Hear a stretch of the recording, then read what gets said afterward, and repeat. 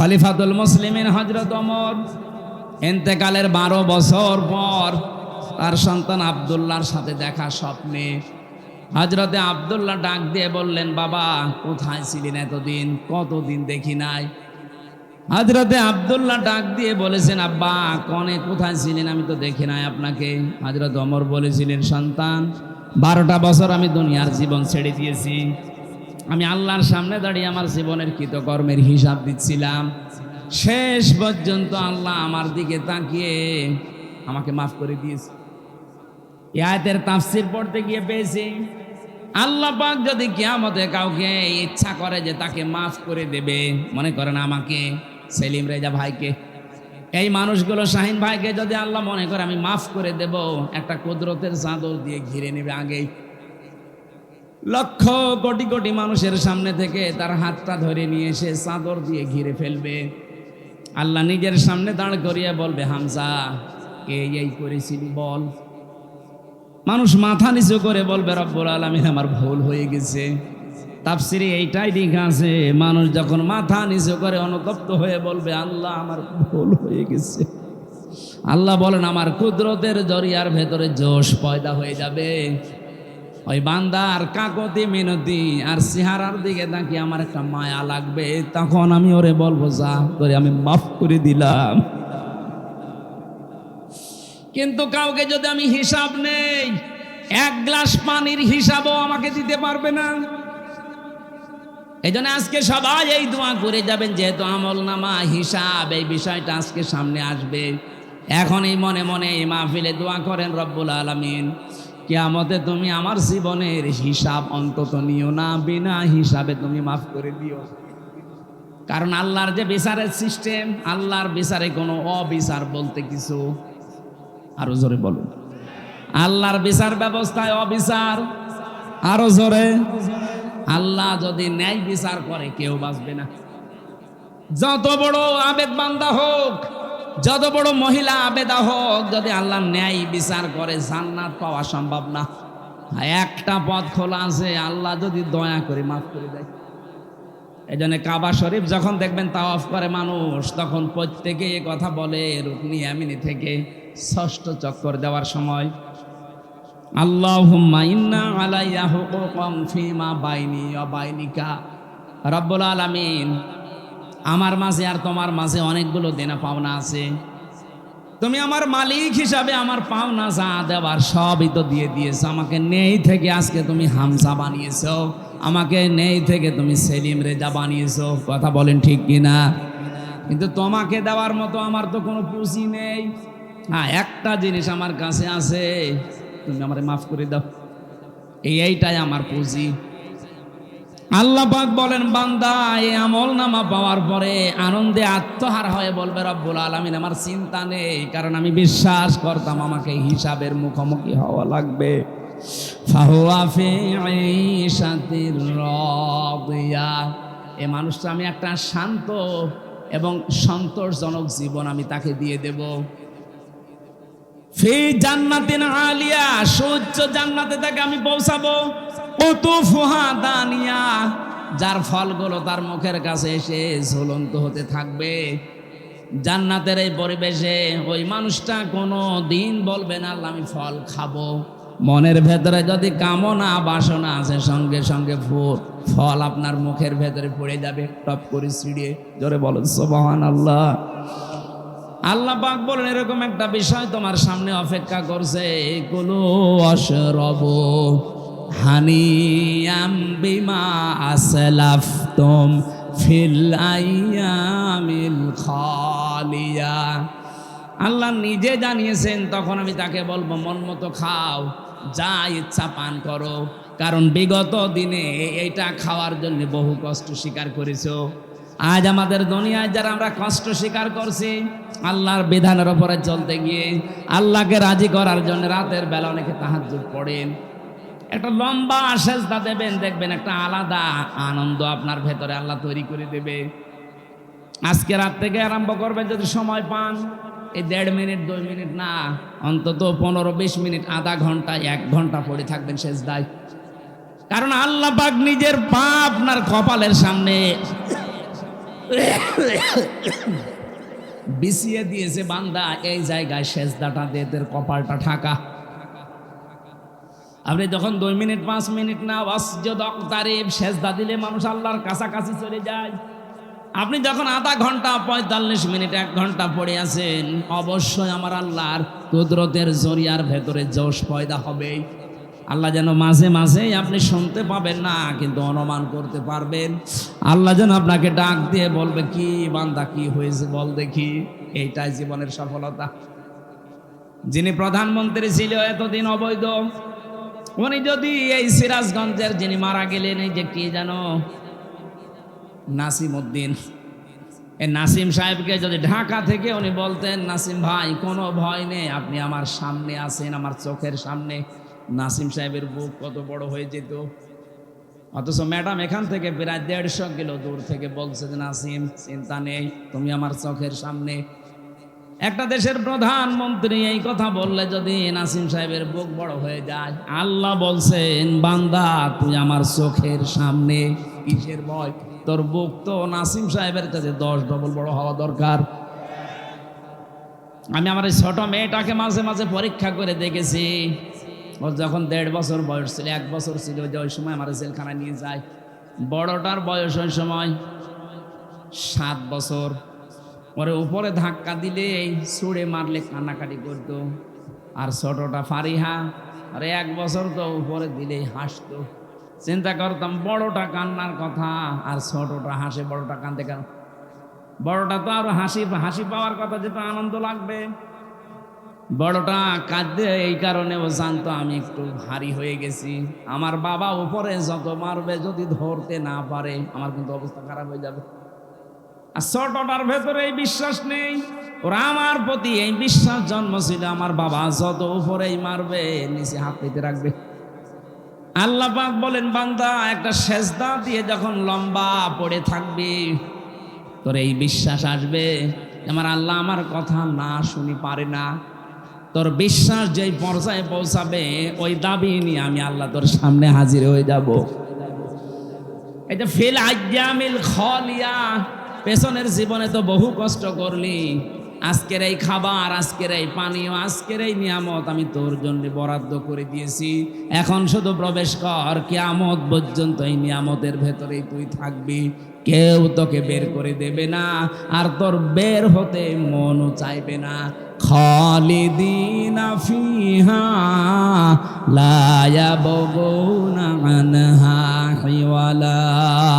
বলেন আল্লাহু আকবার।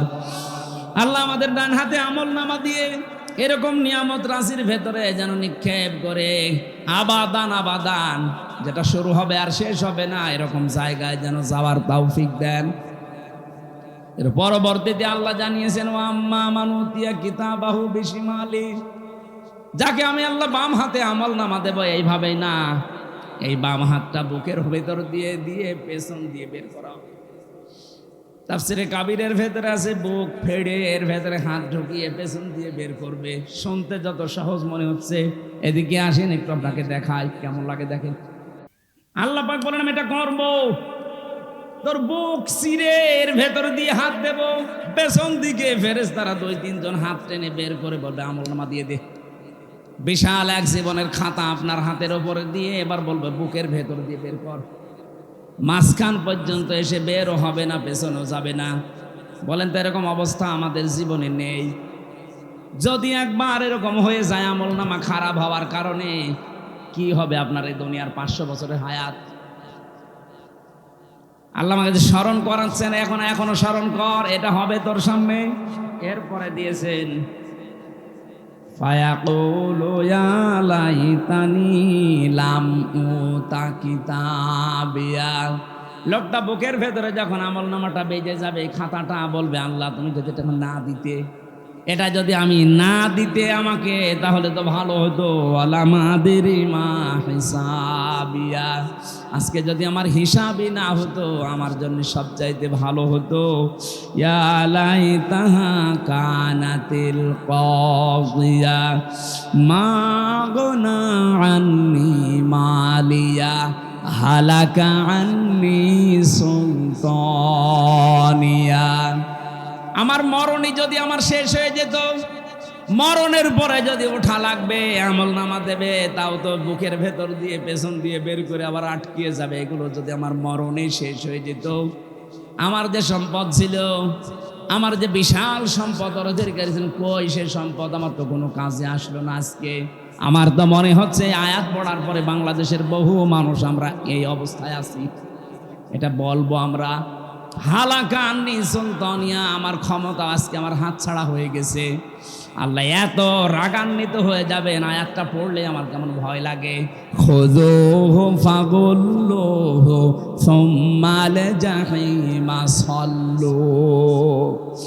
আল্লাহ ডাক দিয়ে বলবেন, ফেরেশতারা ধর, এ নাফরমানকে ধর, জাহান্নামের ভেতরে নিয়ে যা। ধরা নিয়ে যাওয়ার আগে ইয়া লাইতা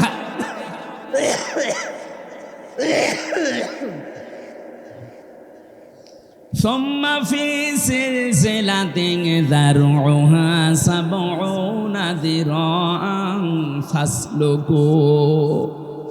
70 গজ শিকল দিয়ে রে উপর থেকে শেষ পর্যন্ত বাঁধ, মাথা থেকে মা পর্যন্ত পুরাটা বেঁধে ফেল, এবার ধাক্কা দিতে দিতে নিয়ে যা। বলেন তো, আগেরটা যেটা বললাম ওটা যদি কপালে না থাকে, পরেরটা যদি কারো ভাগ্যে এসে যায়, ওই 1000 বছর হায়াত পেয়ে কি করবে? এত বড় অপমান কেন করবে? 70 গজ লাগে শিকল, 1.5 হাত হলে তো হয়ে যায়। 70 গজ শিকল দিয়ে বাঁধবে, এই কারণে বহু সম্মান দুনিয়ায় পেয়েছিলে, কিন্তু সম্মানের কাজ করনি। আজকে তোরে এত অপমান করব, দেখ কেমন লাগে।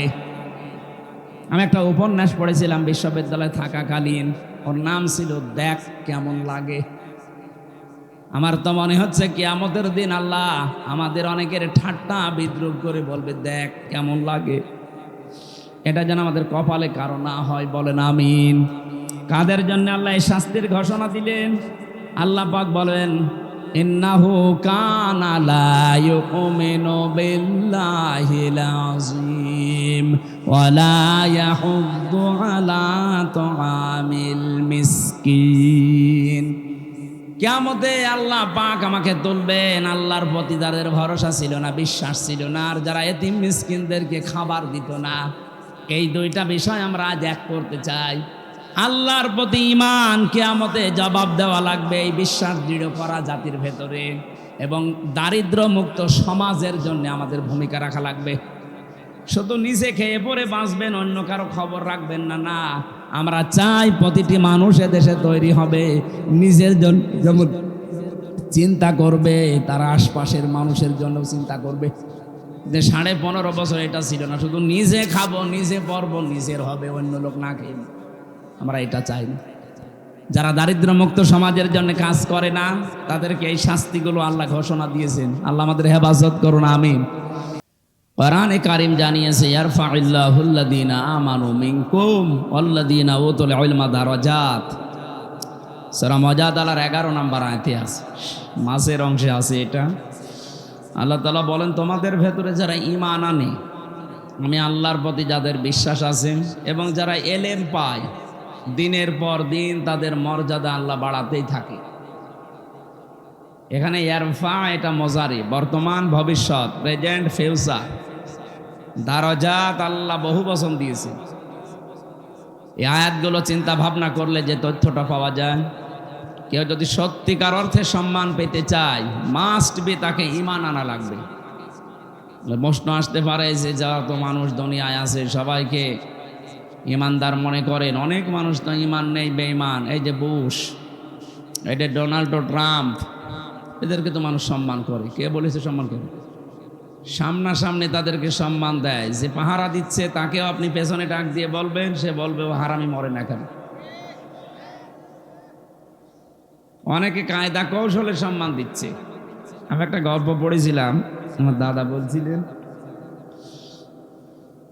এই যে হাজ্জাজ বিন ইউসুফ নামে একটা লোক, এই লোকটা জালেম ছিল, এত জুলুম করেছিল, মানুষ তার নামই দিয়েছে জালেম। পেয়াদারা একদিন বলছে, বাদশাহ আপনার জন্য তো রাস্তাঘাটে যাওয়া যায় না, মানুষ শুধু আপনাকে গালি দেয়। ও বলছে, গালি কে দেয় আমি নিজে শুনবো। ছদ্মবেশ নিয়ে বাইরে গেছি, বানানো দাড়ি, বানানো চুল, বানানো জুব্বা নিয়ে বাইরে যে একটা গ্রাম্য লোকের সাথে দেখা। লোকটা বলছে, ওই বাদশাহ হাজ্জাজ বিন ইউসুফ এই লোকটা কেমন? ও তো জালেম। মানে না, ও জালেম, ও 14 গোষ্ঠী জালেম। দু একবার যে জালেম জালেম এই শব্দ শুনেছে, ওর মেজাজ খারাপ হয়ে গেছে। ওই বেটা, ওই আমার চিনিস? না তো। আমি সে হাজ্জাজ বিন ইউসুফ। ও চিন্তা করছে আমার তো মাথা থাকবে না, আমি যা বললাম। ডাক দিয়ে বলছে, বাদশাহ আপনি কি আমাকে চেনেন? বলছে না তো। আমি এই গ্রামের ওই লোক যার মাসে 2 দিন মাথা খারাপ হয়, আজকে তার পয়লা দিন। তুই পাগল, পাগল বলে ওই দিন বেশি গিস, তাছাড়া বাসার কথা ছিল। আমরা ওই 15.5 বছরে পাগল বলেই বেশি আছে। আপনি কথা বোঝেন না? আপনি টের পাননি, যারা বোঝার তারা বুঝেছে। পাগল বলে আমরা বেঁচে আছি, ভালো মানুষ হলে ছাড়তো। শুধু ওই 14টা দল বাদ দিয়ে বাংলাদেশে আমরা যারা আছি সবাই মাসলুম, সে যেই হোক। কথা বুঝতেছেন? কিচ্ছু জানে না এই যে লোকটা। ঘরে ঘুমিয়ে আছে, চোখ বন্ধ করি, ঘুম থেকে উঠে দেখছে জেলখানায়। কি গো, তুই গাছ কেটেছিস? কখন? স্বপ্নে। কিসের মামলা দিয়েছে? গায়েবী। কিসের? সাক্ষী কোথায়? ও গায়েবী। বিচারক কে? গায়েবী। মামলার আয়ু কে? ও গায়েবী। সবই গায়েবী চলছে। আমরা পাগল বলে এইভাবে ছিলাম। তাছাড়া যদি একটু বলতাম যে জালেম, আমি রিমান্ডে শুধু একটুকু বলেছিলাম, আমারে বলছে ফেসবুকে আপনি লিখেছিলেন যে শেখ হাসিনা জালেম। আমি বলছি আমি তো শেখ হাসিনা লিখি না, আমি লিখেছি পৃথিবীতে এমন একটা দেশ আছে যে দেশের বাদশাহ জালেম। কোন দেশের নাম বলেছেন আমরা জানি। শয়তানের কি বল, আমি নাম লিখি নাই, শুধু পৃথিবীর 257টা দেশের ভেতরে ইঙ্গিত দিয়েছি। এই দুনিয়ায় 257টা দেশ আছে, এখানে একটা দেশের বাদশাহ জালেম। ও বলছে কোন দেশের বাদশাহ জালেম আমরা ভালো জানি। আপনি জানেন আমারে বলেন কেন? আপনি নিজেও তো জানছেন যে ও জালেম, আর আপনি জালেমের সহযোগী। সুতরাং এই 15.5 বছরে জালেমকে যারা ডাইরেক্ট ইনডাইরেক্ট সহযোগিতা করেছেন, যারা সাহায্য করেছেন, পেছনে যারা সাপোর্ট দিয়েছেন, আপনিও কিয়ামতে আল্লাহর মামলার আসামি। বিশেষ করে 1628টা চেয়ারে এই দেশে মেন দায়িত্বে ছিল মানুষ। এই 1628 জন বাঁচতে পারবে না, প্রত্যেকেই এরা জালেম এবং জালেমের সহযোগী। কোরআনে কারীম জানিয়েছে, ইন্নামাস সাবিলু আলাল্লাযীনা ইয়াযলিমুনান নাস। সূরা শুরার 42 নম্বর আয়াতের প্রথম অংশে আছে, আল্লাহ পাক বলেন অবশ্যই আমি নিজে মামলা দায়ের করব জালেমদের বিরুদ্ধে। সিরাজগঞ্জবাসী, জালেমদের বিরুদ্ধে মামলা দেবে হামজা। কে? আল্লাহ নিজে বাদী হবেন, নিজেই বিচারপতি। মামলার বাদী যত বড় হয়, কেস তত বড় হয়। কথা বলেন না কেন? মামলার বাদী যত বড় হবে, কেস তত কঠিন হবে। আল্লাহ বলেন আমি নিজে বাদী। টের পাচ্ছেন শব্দটা কত ভয়ঙ্কর? ইন্নামাস সাবিলু আলাল্লাযীনা ইয়াযলিমুনান নাস। যারা এখানে আরবি গ্রামার বোঝে তাদেরকে একটু খেয়াল করার জন্য বলছি। আল্লাহ কিন্তু ইয়াজলিমুনাল মুসলিমুনা দেয়নি। যারা মুসলমানের ওপরে জুলুম অত্যাচার করেছে, করবে না। ইয়াজলিমুনান নাস, হিন্দু কি মানুষ না? কথা বলেন না কেন? খ্রিস্টান মানুষ না? এদের ওপরে যে ধোঁয়া তুলে আপনি অত্যাচার করবেন পালিয়ে যাওয়ার পরে, এটা দেশের জনগণ ভালোভাবে বুঝতে পেরেছে। এই জন্যই মুসলমানেরা মন্দির পাহারা দিয়েছে। আমিরে জামাত ডাক্তার শফিকুর রহমান ঘোষণায় দিয়েছে, দেশে মসজিদ যেমন পাহারা দেওয়া লাগে না, মন্দিরও পাহারা দেওয়া লাগবে না। আমরা খুব ভালোভাবে বুঝেছিলাম আপনি পালিয়ে যে শান্তিতে থাকতে দেবেন না, মাঝে মাঝেই নতুন নতুন ইস্যু তৈরি করবেন। করেছেন তাই কি? যা শুরু করেছিলেন আমার তো মনে হচ্ছিল যদি গোপালগঞ্জে ওই দিন না পিটানি খেত তো ইস্যু আরো তৈরি হতো। আর্মি এমন পিটানো পিটিয়েছে, এমন জায়গায় দিয়েছে যে দেখানোর জায়গাও নেই। ওই কয়েকদিন আমি শুনেছিলাম গোপালগঞ্জ থেকে ঢাকা আসার জন্যে দাঁড়িয়ে আসলে 1000 আর বসে আসলে 300। বয় বসে আসার মতো কায়দা রাখেনি, এই কারণে একটু ঠান্ডা আছে। তাছাড়া ওদের যা চরিত্র, কি শুরু করে নাই, প্রতিটি নতুন তৈরি করে কি তৈরি করেছিল দেখেনি। 15.5 বছর আপনার দাবি কোথায় ছিল? হঠাৎ করে মাটি ফুঁড়ে উঠলেন আর বলে আমরা আনসার। কিসের আনসার? আপনি 43,000 আনসার নিয়োগ দিয়েছে, তার ভেতরে 32,000 সব গোপালী। বাংলাদেশে এখনো 64টা জেলা আছে, আমরা কি ঘাস কাটছি নাকি ঘোড়ার? ওরা এমনি ওইটা করে না, ওদেরকে লাগানো হয়েছিল। পিটানি খেয়ে ঠান্ডা হয়ে গেছে, একটা একটা করে দিন যায় আর একটা করে নতুন ইস্যু তৈরি করে। কয়েকদিন আগেও একটা ব্যর্থ হয়েছে যে ট্রাম্পের ছবি নিয়ে জুতা মারবি, আর তামাম দুনিয়া দেখবে যে বাংলাদেশে যারা আছে তারা ট্রাম্পের বিরুদ্ধে। ট্রাম্প তখন আমার হাত ধরে বলবে চট করে ঢুকে পড়ো। আমরা অত পাগল শামসুদ্দিন না। কি আপনি ডালে ডালে বেড়াচ্ছেন, আমরা পাতায় পাতায় আছি। সতর্ক খুব। এখন কিন্তু উহুদের ময়দান চলছে বাংলাদেশে। আমার ভাইরা, যে কথা তুলেছিলাম, পৃথিবীতে কেউ যদি সত্যিই ঈমান আনতে পারে সত্যিকার অর্থে, আর ঈমানের দাবি অনুযায়ী ওই মানুষটা যদি জ্ঞান পায়, জ্ঞান মানে কোরআন আর হাদিসের জ্ঞান, বাস্তবতাও হতে পারে, উভয় জগতের জ্ঞান পাওয়ার পরে ওই মানুষটা যদি এই জ্ঞানের ওপরে চলতে থাকে, আল্লাহ পাক বলেন আল্লাযীনা উতুল ইলমা দারাজাত। দিন যত যেতে থাকবে ওই মানুষের সম্মান আল্লাহ দিনের পর দিন বাড়াতেই থাকবে। সিরাজগঞ্জবাসী, আমি কথা তুলেছিলাম এই পৃথিবীতে যে মানুষগুলো মানুষের ওপরে জুলুম করেছে, শুধু মুসলমানদের উপরে না, মানুষের উপরে। সে যেই হোক, সে আল্লাহর মামলার আসামি।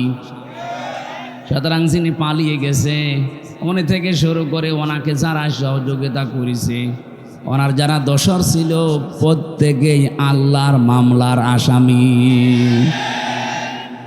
আমরা চাই আমাদের এই দেশটা অমান দাখলাহু কানা আমিনা। আল্লাহ তাআলা জানিয়েছেন কাবা শরীফের চত্বরে ঢুকলে যেমন নিরাপত্তা পেয়ে যাও, আমাদের 56,000 বর্গ মাইল যেন আল্লাহ নিরাপত্তার চাদরে ঢেকে দেয়। এখন ওখানে যেমন নিরাপত্তা আছে, বাংলাদেশ থেকে কাবা শরীফ কমপক্ষে 6,000 কিলোমিটার। কত? 6,000 কিলোমিটার দূরে। এই 56,000 বর্গ মাইল তো আপনার ওই কাবার মতো নিরাপত্তা বেষ্টিত হবে না। হবে যদি আল্লাহর ওই কাবার মতো নিয়ম নীতি আমরা মেনে চলতে পারি। ওখানে বিধান চলে যেমন আল্লাহর। কাবার এলাকার ভেতরে আপনি শিরিক পাবেন না। সবচাইতে বড় বিষয় এইটা। আল্লাহ পাক বলেন যেখানে শিরিক মুক্ত পরিবেশ তৈরি হবে, উলাইকা লাহুমুল আমনু, ওই এলাকা আমি আল্লাহ নিজে নিরাপত্তায় বেষ্টন করে দেই। তারা আমি আল্লাহর কাছ থেকে নিরাপত্তার চাদর পাওয়ার হকদার। নিরাপত্তা দিতে পারে শুধুমাত্র কে? ছিল 15.5 বছর আমাদের নিরাপত্তা। চাচা এরশাদ তো মরে গিয়ে বেঁচে গেছে, বলেছিল বাইরে থাকলে গম, ঘরে থাকলে খুন। কি কঠিন অবস্থায় ছিলাম। যাই হোক, এখন যাই হোক আছে, আমরা চাই এ দেশটা যেন আরো নিরাপত্তার চাদরে ঢেকে যায়। এটা ঢেকে যাওয়ার জন্য যে শর্ত আল্লাহ দিয়েছে, মালিকের ওই শর্ত মানা লাগবে। সূরা আনাম 82 নম্বর আয়াতের প্রথম অংশে আছে, আল্লাযীনা আমানু ওয়া লাম ইয়ালবিসু ঈমানাহুম বিযুলমিন। আল্লাহ পাক বলেন যারা ঈমান আনবে আর ঈমানের ওই দাবির ভেতরে কোনো শিরিক, কোনো জুলুম মিশ্রণ করবে না, আমি আল্লাহর পক্ষ থেকে তারা নিরাপত্তা পেয়ে যাবে। আমরা চাই কাবার এলাকার মতো, কাবার চত্বরের মতো বাংলার এই 56,000 বর্গ মাইল যেন নিরাপত্তার চাদরে ঢেকে যায়। আমরা নির্দ্বিধায় চলাফেরা করতে চাই। মনের ভেতরে আল্লাহ বাদে যেন আর কারো কোনো ভয় কাজ না করে। এরকম একটা দেশ আমরা চাই না? বলেন বলেন। আল্লাহ গ্যারান্টি দিচ্ছেন। এই নেতাদের কথা যদি আমাদের বিশ্বাস হতে পারে যে ওনারা যা বলছে এগুলো মেনে নিলে আমরা শান্তি পাবো, আল্লাহ পাক 1,500 বছর আগে গ্যারান্টি দিয়েছেন, ফামাং তাবিআ হুদায়া ফালা খাউফুন আলাইহিম ওয়ালা হুম ইয়াহজানুন।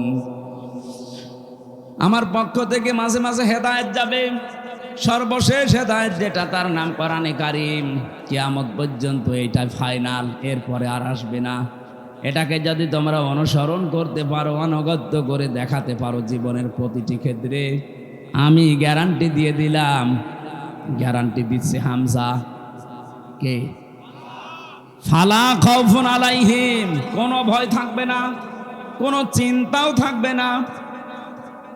আমি ভয়ের বাস্তবতা লক্ষ্য করেছিলাম, কোন মানুষ যদি সত্যিই আল্লাহর বিধান পেয়ে দৃঢ় থাকতে পারে, আল্লাহকে রব বলার পরে যদি টিকে থাকতে পারে তার বিধানগুলো নিয়ে, পৃথিবী যত কঠিন হোক না কেন, আল্লাহ পাক বলেন সব চাইতে বড় কঠিন সময় ওই লোকটার মরণের সময়। ওই সময় আমি আল্লাহ ফেরেশতা নাজিল করে সাহায্য করব। সূরা হামিম সাজদাতে আল্লাহ ঘোষণা দিয়েছেন, ইন্নাল্লাযীনা ক্বালু রাব্বুনাল্লাহু সুম্মা ইসতাকামু তাতানাজ্জালু আলাইহিমুল মালাইকা। অবশ্যই যারা এই কথা বলতে পারে যে আমাদের রব আল্লাহ, আর এই কথার উপরে যারা টিকে থাকতে পারে, টলমল করে না, ছিটকে চলে যায় না, যে মানুষগুলো টিকে থাকতে পারবে রব আমার আল্লাহ এই কথার উপরে, তাতানাজ্জাল, এটা মোজারে, বর্তমান ভবিষ্যৎ প্রেজেন্ট ফিউচার, মালাকুন না দিয়ে আল্লাহ মালাইকা বহু বচন দিয়েছেন। ওই লোকটা যদি বিপদে পড়ে আমি আল্লাহ নিজে বলছি তারে হাজার হাজার ফেরেশতা দিয়ে সাহায্য করছি, করব। সব সময় সবচাইতে ভয়ঙ্কর সময় তার জীবনে যেহেতু মরণের সময়, মরণের সময় পর্যন্ত ফেরেশতারা তার কাছে এসে যখন ও আষাঢ় খেয়ে বিছানায় পড়বে, মরণের বিছানায়, আল্লাযীনা তাতাওয়াফাহুমুল মালাইকাতু তাইয়্যিবিনা ইয়াকুলুনা সালামুন আলাইকুম উদখুলুল জান্নাহ। ফেরেশতারা চারিদিকে দাঁড়িয়ে বসে ওয়েলকাম জানাবে আর বলবে, আল্লাহর বান্দা, তাইয়্যিবিন মানে শুধু পোশাকের পবিত্রতা না, তাইয়্যিবিন মানে শুধু দেহের পবিত্রতা না, চিন্তা চেতনা আকীদা, তার কর্মজীবন, বাস্তব জীবন, প্র্যাকটিক্যাল লাইফ, পুরাটা যখন পবিত্র করে বিছানায় পড়ে যাবে, মরণের বিছানায়, আল্লাহ পাকের ফেরেশতারা এসে তার কাছে বলবে, বান্দা সালাম, শান্তি, তুমি যা করেছো তোমার জীবন আমরা দেখেছি, উদখুলুল জান্নাহ, ওই যে জান্নাত দেখা যাচ্ছে ওইটার ভেতরে তুমি প্রবেশ করবা। আমি তো এদের বাস্তব চিত্র দেখেছিলাম আমার এই 3 বছরের জেলের জীবনে। গভীর রজনীতে যে কারারক্ষীগুলো আসতো, একবার এক কারারক্ষী পেয়েছিলাম কুতুবউদ্দিন, বড় বড় দাড়ি নিয়ে, দাড়ি দেখলে একটু আশার সঞ্চার হতো না, এটা একটু মনে হয় মন মতো কিছু শুনবে। এখানে যখন লেখা দেখতাম দেবদুলাল সুব্রতবালা, তখন একটু ভয় লাগতো, না জানি কি করে ফেলে, কারণ ছেলেও মানুষ মারে, এটা আমরা শুনেছি। কি ওখানে তার সিসি ক্যামেরা দেওয়া নেই, কেউ জানেও না, মেরে ফেলে বলবো হার্ট অ্যাটাক করে মেরে গেছে। চিন্তা করলাম কি করা যায়, দেখি এই কুতুব ভাইকে দাড়ি যখন বড় আছে আর কুতুবউদ্দিন লিখা, কিছু না হোক ইমান আছে। উনি নিজেই আমাকে ডাকলেন প্রায় 12:30টার পর, আমি নিজে কোরআন শরীফ পড়ছিলাম, আমাকে বলছে, হুজুর শোনেন, যে আয়াতটা পড়ছিলেন এই আয়াতটা আমিও জানি, এর বাস্তব আমি নিজে দেখেছি। কি দেখলে? শহীদ মীর কাশেম আলীর নাম শোনেননি? এ লোকটার যখন ফাঁসি হবে মাত্র 3 ঘন্টা বাকি আছে, ওই দিন আমার দায়িত্ব ছিল। ওনাকে যে বললাম, স্যার মাত্র 3 ঘন্টা সময় আছে, আপনি প্রস্তুতি নেন না কেন? কাশেম আলী রহমতুল্লাহ আলাইহে উনি ডাক দিয়ে বলছে, আল্লাহর বান্দা কুতুব ভাই, 3 ঘন্টা তো অনেক সময়, এক কাজ করেন, আমি 2 ঘন্টা ঘুমিয়ে গেলাম, 1 ঘন্টা আগে আমারে জাগিয়ে দেবেন। দেখলাম ঠিক উনি ঘুমিয়ে পড়েছে। 2 ঘন্টা পরে ওনারে জাগালাম, গোসল করলেন, অজু করে নামাজ আদায় করে একটা কফি বানালেন, 2 জন খেলাম। এরপরে আমারে বলছে, আমি প্রস্তুতি নিয়েছি, শাহজাহান জল্লাদকে ডাকবেন, চলেন। মনে হচ্ছে উনি শ্বশুর বাড়ি যাবে। আমারে বলছিল, হামজা ভাই, এতে কঠিন পরিস্থিতিতে যার 3টা ঘন্টা পরে ফাঁসি হবে, সে নিজেও জানে যে দুনিয়ার জীবন শেষ আজকে আমার, মাত্র আর 3টা ঘন্টা আমার জীবনে বাকি আছে। সে 2 ঘন্টা ঠিক আরামে ঘুমিয়ে গেল, ওর ঘুম আসলো কি করে? আমি বলছি, হ্যাঁ, যে আয়াত পড়লাম, এই আয়াতটা আমি নিজে বাস্তবে তার জীবনে দেখতে পাচ্ছি। আল্লাহ পাক জানিয়েছে যে তার জীবনটা পবিত্র করতে পারবে। ইয়াকুলুনা সালামুন, ফেরেশতারা তার সামনে এসে বলবে, আল্লাহর বান্দা, শান্তি তোমার উপরে বর্ষিত হোক, উদখুলুল জান্নাহ, ওই যে জান্নাত দেখতে পাচ্ছ, তাড়াতাড়ি যাও, ওখানে প্রবেশ করা লাগবে। সূরা হামিম সাজদার ওই আয়াতটা এর সাথে মিল আছে। যারা আল্লাহকে রব বলার পরে সত্যি সত্যি যত ঝড় ঝাপটা আসুক না কেন, যারা টিকে থাকতে পারে, তাদের ঈমান বিক্রি করে না। এই মানুষগুলোর জন্য আল্লাহ যে ফেরেশতা পাঠায়, এটা মীর কাশেম আলী নিজে প্রমাণ দিয়েছেন। ফেরেশতারা এসে যখন এই কথা বলে, আল্লাহ তাখাফু, ভয় পাবেন না আল্লাহর বান্দা, ওয়ালা তাহজানু, চিন্তাও করবেন না। তাফসিরে মুনিরের ভেতরে পড়েছে, কিসের ভয়, কিসের চিন্তা? মানুষ হিসাবে দুর্বলতা আসতেই পারে, চিন্তা ভয় যে আমার বউ আছে বাইরে, আমার ছেলে ব্যারিস্টার আরমান গুম হয়ে আছে, 1 দিন 2 দিন 5 দিন না 8 বছর। তাও তো সাধারণ পাগল ছাগল ছেলে হলে মেনে নিয়ে আসে, তো ব্যারিস্টার।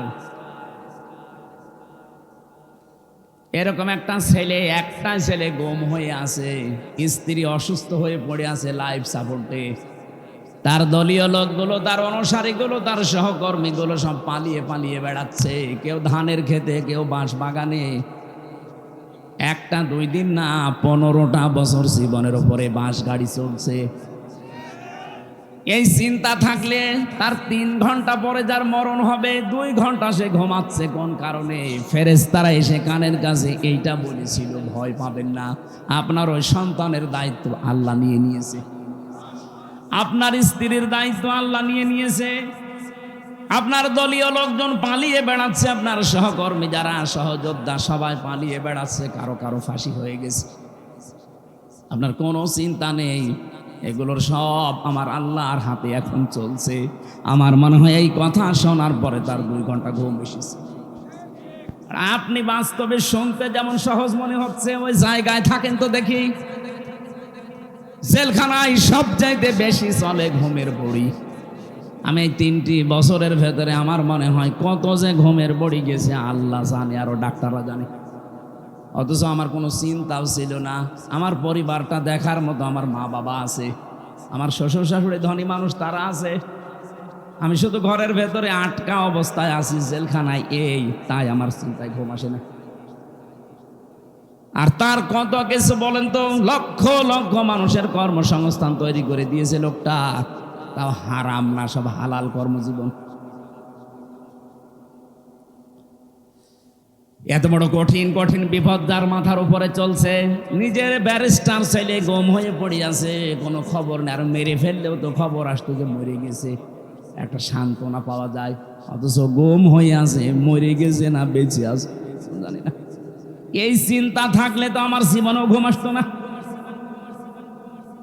ও তো ভাই আমারে বারবার ওই দিন বলেছিলেন হামজা ভাই ওনার ঘুম আসলো কি করে, আমি আজ পর্যন্ত মিলাতে পারিনি। আমি মিলিয়েছি। এই যে সূরা হামিম সেজদার এই 30 নাম্বার আয়াতটা আল্লাহ তার কানের কাছে ফেরেশতা দিয়ে শুনিয়েছে। নাই তো তোর জীবনও ঘুম আসার কথা না। এতটুকুই ফেরেশতারা শেষ করেনি। কিসের চিন্তা করেন, কিসের ভয় পান আপনি? কোনো ভয় নেই আপনার, কোনো চিন্তা নেই। ওয়াবশিরু বিল জান্নাতিল্লাতী কুনতুম তুআদুন। ওই জান্নাতের সুসংবাদ গ্রহণ করেন যার ওয়াদা আল্লাহ করেছেন। নাহানু আউলিয়াউকুম ফিল হায়াতিদ দুনিয়া ওয়া ফিল আখিরাহ। আমরা আপনার সঙ্গে ছিলাম দুনিয়াতে, এখন আপনার সঙ্গে সাথী আছি, জান্নাতে যাওয়া পর্যন্ত আপনার সঙ্গে থাকব। এমন জায়গায় আপনাকে আমরা পৌঁছিয়ে দেওয়ার জন্য এসেছি।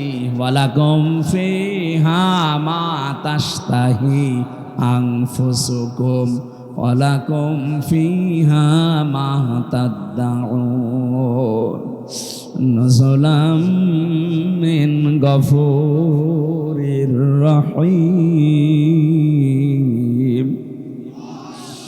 এমন একটা বাগানে আপনাকে আমি প্রবেশ করাবো, এমন একটা জান্নাতের ভেতরে আপনাকে আমরা ঢুকিয়ে দেব যেখানে চাওয়ার আগে জিনিস পাওয়া যায়। আল্লাহ আমাদের কপালেও যেন এরকম একটা কিছু লিখে রাখে, বলেন আমিন। দয়াময়ের পক্ষ থেকে এটা বিশাল একটা মেহমানদারি। সিরাজগঞ্জবাসী, আমি আয়াতটা তুলেছিলাম এই কারণে, সত্যি সত্যি যদি আমরা এই পৃথিবীতে আল্লাহকে রব বলার পর টিকে থাকতে পারি, পরিস্থিতি যতই কঠিন হোক, একটা অজানা সুখ, অনির্বচন সুখ আপনাকে আল্লাহ দান করবেন, যেটা পাওয়ার জন্য ওই যোগ্যতা, ওই লেভেলে যাওয়া লাগবে। আজকের মাহফিল থেকে এমন একটা কিছু আমরা নিয়ে যেতে চাই, অন্তত মরণের বিছানায় আষাঢ় খেয়ে পড়ে যেন আমার আফসোস শুরু না হয়। আমি যেন হাসতে হাসতে মরণের বিছানা থেকে আল্লাহর জান্নাত দেখে হযরতে আসিয়ার মতো যেন বলতে পারি, আল্লাহ জান্নাতে আমার জন্য একটা ঘর বানিয়ে দাও, বলেন আমিন। যেহেতু কথাটা এসেছে, আমি মেয়েদেরকে বলছি, সম্মানিতা মা বোনেরা, পৃথিবীতে আপনার স্বামী, অনেক মহিলা কল দিয়ে বলে আপনি খালি মেয়েদের কথা বলেন, পুরুষের বিরুদ্ধে বলতে পারেন না। মেয়েদের কথা কেন বলি জানেন? সবচাইতে বেশি ভালোবাসেন নবীজি এই পৃথিবীতে তিনটা জিনিসকে, তার এক নাম্বারে নারী, স্ত্রী। আপনারা মায়ের জাত, স্ত্রীর জাত, এই জন্য আপনাদেরকে আমিও বেশি ভালোবাসি। কিন্তু আমি দেখতে পাচ্ছি কোরআন আর হাদিসের চোখ লাগিয়ে অধিকাংশ মেয়েরা জাহান্নামে যাচ্ছে। আমি বাঁচাতে চাই আপনাদেরকে। এ পৃথিবীতে আপনার স্বামী যত খারাপ হোক, আপনি তো এইটাই বলতে চান হামজা ভাই স্বামীদের বিরুদ্ধে ওয়াজ করতে পারেন না, আমি ওয়াজ কি করব? এদেশে আজ পর্যন্ত নারী নির্যাতনের মামলা আছে, পুরুষ নির্যাতনের কোনো মামলা নেই। আমরা যে কোন যন্ত্রণায় আছি এটা বোঝাতেও পারি না। অন্তত ডক্টর ইউনূসকে আমরা আহ্বান জানাবো, খুব তাড়াতাড়ি পুরুষ নির্যাতনের একটা আইন বানান। সেটা আমি একা না, এখানে যত স্বামী বসে আছে অধিকাংশ মানসিক যন্ত্রণায়, মানসিক রোগী হয়ে যাচ্ছে স্ত্রীর ব্যবহারের কারণে। আমি কয়েকটা বলছি, একটু মেলান তো পান কিনা। এটা তিরমিজি শরীফের হাদিস। আল্লাহর নবী বলেন, নেককার মহিলা দুনিয়াতে তো ওইটাকে বলা হয় যেটা 5 ওয়াক্ত নামাজ পড়ে, রমজানের রোজা রাখে আর কালো বোরকা পরে ঘোরে না। তিরমিজি শরীফের ভেতরে 4টা গুণ দেওয়া আছে। আপনি দেখবেন আপনার স্ত্রীর ভেতরে, আপনার মেয়ের ভেতরে, আপনার ভাবির ভেতরে 4টা পাওয়া যায় কিনা। যদি পাওয়া যায়, তার জন্য জান্নাতের 8টা দরজা খোলা থাকবে। আর যদি 4টার একটাও পাওয়া না যায়, জান্নাত না জাহান্নামের 7টা দরজা খোলা থাকবে। 1 নম্বরে ইদা নাজারা ইলাইহা সাররাতুহু, স্বামী যখন তার দিকে তাকাবে সে স্বামীকে আনন্দ দেবে, হয় কথাবার্তা দিয়ে, ব্যবহার আচার দিয়ে, অভ্যর্থনা দিয়ে, যেভাবেই হোক স্বামীকে সে আনন্দ দেবে। আজ বাংলাদেশের দিকে তাকান, এইরকম মহিলা এখন ঘরে ঘরে নেই। এটা তো গ্রাম অঞ্চলের জন্য বুঝতেছেন না, এখানে এখনো ভালো মানুষ আছে। শহরের অবস্থা আরো খারাপ। স্বামী যখন বাইরে থেকে আসবে ওর চেহারার দিকে তাকালে অর্ধেক ক্লান্তি দূর হয়ে যাওয়ার কথা, না আরো ক্লান্তি বেড়ে যায়। সম্মানিত মা বোনের, এটা হাসির খোরাকি না, এটা দুনিয়ার কাজও না, এটা আখেরাতের কাজ। আপনার স্বামীর আনন্দ নিয়ে, স্বামীর ভালোবাসা নিয়ে আপনার জান্নাত আল্লাহ তৈরি করবে। যখনই আসবে আপনি মনে করবেন দুনিয়ায় সব চাইতে বড় মেহমান আমার বাড়িতে এসেছে। নবীজির স্ত্রী উম্মে সালমা, না উম্মে মাইমুনা, হযরতে মাইমুনা রাদিয়াল্লাহু তাআলা আনহা, তিনি একবার সাজগোজ করে বাড়িঘর পরিষ্কার করে বিছানা পাতি চাদর বিছিয়ে তিনি অপেক্ষায় আছেন। এলাকার মেয়েরা এসে বলে, মাইমুনা কে আসবে আজকে এত সাজগোজ? হযরতে মাইমুনা বলেছেন, হে আমার এলাকার মানুষেরা, হে মহিলারা, এ পৃথিবীর সর্বশ্রেষ্ঠ মেহমান আমার স্বামী মুহাম্মদুর রাসূলুল্লাহ আজকে বাড়িতে আসতেছে। বলেন তো তাদের কাছে সবচাইতে বড় মেহমান ছিল তার স্বামী। আর এখন যদি ঘর বাড়ি একটু পরিষ্কার করে, বিছানায় চাদর নতুনটা বিছায়, এলাকার মেয়ে লোক যদি জিজ্ঞাসা করে কি গো আজকে এত সাজগোজ, এমনকি স্বামীও যদি তাকে বলে কি গো আজকে এত বেশি সাজগোজ, কে আসবে? বলবে জানো না, লোক আসবে। তার মানে আপনি ওর কাছে লোকই না। কি আপনি কি ওর কাছে? কিছুই না। ওর বিয়ায় আসবে বলে এত সাজগোজ করে বসে আছে, আপনি জিজ্ঞাসা করলেও বলবে আজকে জানো না লোক আসবে। আমি কি লোক না? সম্মানিত মা বোনেরা, আপনার এই কাজটা পরিবারে হচ্ছে না। স্বামীকে এই সম্মান জানান না, সম্মান রাখেন না স্বামীর। এই কারণে আজ হাজারো স্বামী পরকীয়া প্রেম করে। দেখলেন এখানে ওই রোগে রোগী আছে,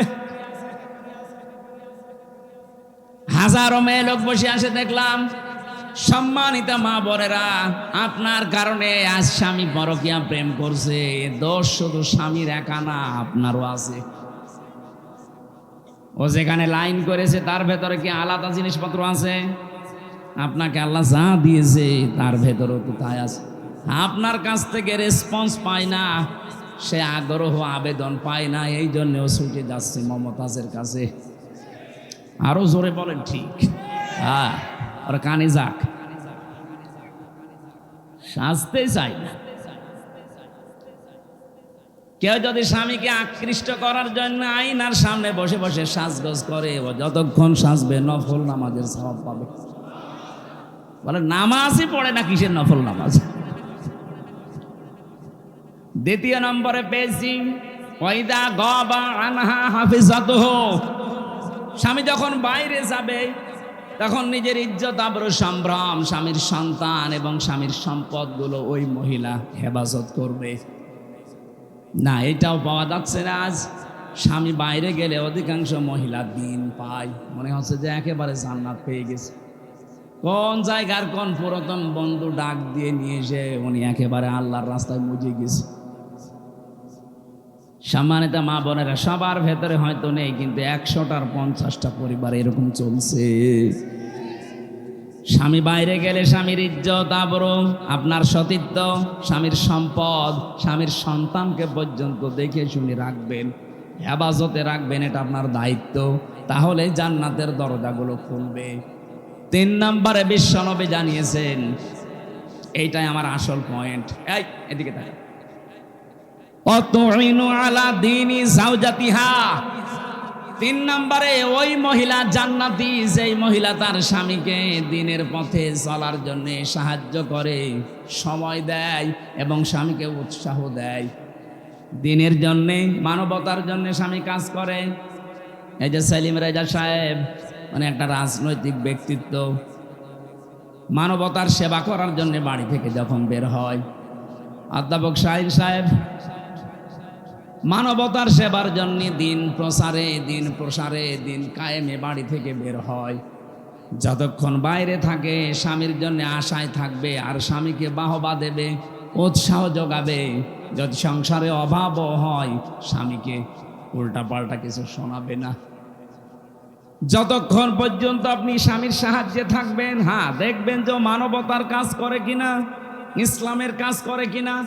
যতক্ষণ বাইরে আছে আপনি যদি সাহায্য করেন, সহযোগিতা করেন, যদি তাকে উৎসাহ যোগান, জান্নাতের 8টা দরজায় মনে করবেন আপনার জন্য খোলা আছে। 4 নাম্বারটা এটা আরো একটু কঠিন। নবীজি বলেন, স্বামী যেটা পছন্দ করে ওটা যদি জায়েজ হয়, জীবন থাকতে তোমাকে মেনে নেওয়া লাগবে।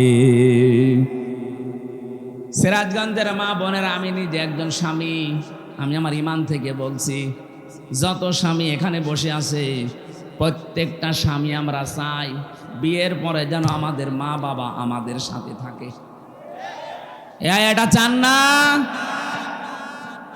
100টা পরিবারের 98টা মহিলা এটা চায় না। সে দিনদার মহিলাও বলেন আর বেদিনদার বলেন, বদ্দিন মহিলা, দিনদার মহিলা, সবার এখন এই আচরণ না, আমি তোমার মা বাবার সাথে থাকতে পারবো না। কোরআন শরীফ আমার সামনে, আমি হাত দিয়ে বলছি, আমি স্বামী হিসাবে দাবি করছি, যদি সত্যি আমার মন আমার স্ত্রী 100 ভাগ পেতে চাই, ও যেন ওর মা বাবার সাথে যা করে আমার মা বাবার সাথে ওইরকম করা লাগবে। এক কথা বলছেন, নাই তো জীবনও আপনি আমার মন পাবেন না। সংসার করার জন্য উপরে উপরে হয়তো ভালোবাসা দেখাতে পারে, কিন্তু ভেতরে আমার জ্বলে পুড়ে ছাই হয়ে যাবে। সম্মানিত মা বোনের, এই ভুলটা জীবনও করবেন না। স্বামীর মা বাবা, স্বামীর বোন আর ভাই, এদের সাথে যত ভালো আচরণ করতে পারবেন, আপনি স্বামীর কাছ থেকে তত ভালোবাসা মহাব্বত বেশি পাবেন। আর স্বামীকে নিজের আয়ত্তে রাখার জন্য এর চাইতে বড় ঔষধ আর নেই।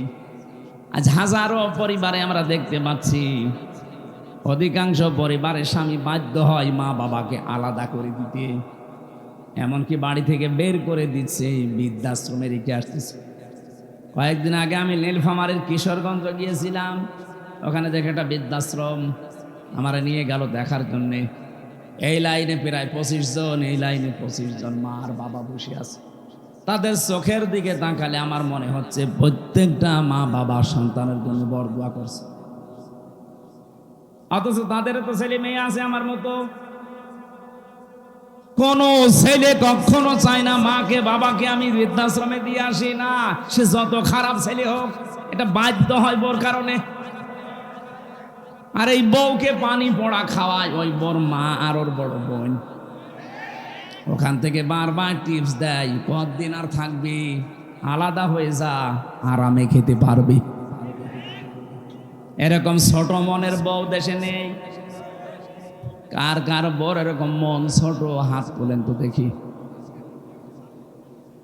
না, এই এলাকায় আমার মনে হয় এই হাদিস বলা ঠিক হলো না। আলহামদুলিল্লাহ, এলাকার মেয়েরা ভালো আছে। সম্মানিত মা বোনেরা, আমি মাপ চেয়ে নিচ্ছি এই হাদিস বলার কারণে। না, বললাম এই কারণে, যদি মেনে নিতে পারেন আলহামদুলিল্লাহ, আরো ভালো হবে। আপনার স্বামী খারাপ আমিও জানি, তা আপনার স্বামী এত খারাপ না যে তার চরিত্র ফেরাউনের মতো। আপনি যে বরদোয়া দেন কিছু হলে একটু শোনেন কোরআন কি বলছে। দারাবাল্লাহু মাসালাল লিল্লাযিনা আমানু ইমরাতা ফিরআউন ইয ক্বালাত রাব্বি বিনিলি ইনদাকা বাইতান ফিল জান্নাতি ওয়ানাজ্জিনি মিন ফিরআউনা ওয়া আমালিহি ওয়ানাজ্জিনি মিনাল কওমিজ যালিমিন। সূরা তাহরিমের ভেতরে আছে 11 নম্বর আয়াত। আল্লাহ পাক বলেন, ফেরাউন যখন তার স্ত্রী আসিয়াকে হাতের ভেতরে প্রেক লাগিয়ে দিয়েছে, পায়ের ভেতরে প্রেক লাগিয়েছে, কপালের ভেতরে শলাকা লাগিয়েছে, মাথার উপরে গরম তেল ঢেলে দিচ্ছে, উলঙ্গ করে লজ্জা স্থানে বর্ষা মারবে, এই পরিস্থিতিতে চারিদিকে লোকজন, এত কঠিন অবস্থায়ও ফেরাউনের স্ত্রী আসিয়া স্বামীর জন্য বরদোয়া করেননি। এই কঠিন পরিস্থিতি যখন চলছে, আল্লাহ পাক জিবরাইলকে বললেন, জান্নাতটা তুলে ধরো তার সামনে। হযরতে আসিয়া জান্নাত দেখার পরে তিনি বলেছিলেন, মালিক, জান্নাত পাঠিয়েছো না, আমি এটা চাই না, তুমি এক কাজ করো, আমার জন্য জান্নাতের ভেতরে একটা ঘর আলাদা আমার জন্য তৈরি করো, যেখানে বসে সব সময় তোমাকে দেখা যায়, তোমাকে সব সময় দেখা যাবে, এরকম একটা ঘর আমার জন্য বানাও। ও মাবুদ, জান্নাতি যখন জিবরাইল ফেরেশতা দিয়ে পাঠিয়ে দিয়েছে, আমি আর একটা আরজি করি, ভালো করে শুনবেন।